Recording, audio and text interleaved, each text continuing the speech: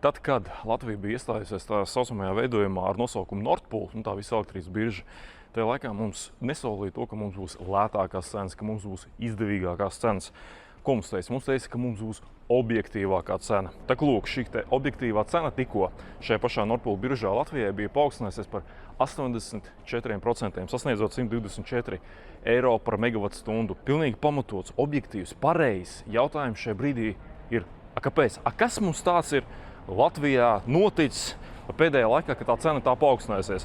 Vējš sapūta. Nezinu, tur varbūt kāds koks uzkrita uz mūsu hesu vai tecu. Oficiālais skaidrojums tāds, ka Nord Pool reģionā tur saules enerģijas izstrāde samazinājās par 22% un vēja, kas dīvaini, vēja izstrāde samazinājusies par 25%. Skaidrs ir, ka tie ventilatori elektrību neražo tad, kad ir bezvējš un tad, kad ir pārāk stiprs vējš, viņi arī tiek apturēti. It kā tajā skaidrojumā loģika rādās.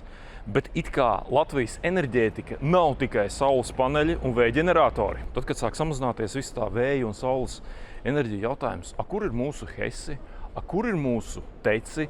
Jā, es saprotu, ka vasarā hesi izstrādā mazāk elektrības, jo ir mazāk ūdens. Un ar tecēm arī nav tik vienkārši, jo ir gāzes cena un ir viss tās CO2, un tas ir atsevišķs jautājums kvotas. Bet jautājums, kur tas viss ir, jo runa par ne jau par 5–10%, runa ir par 84%.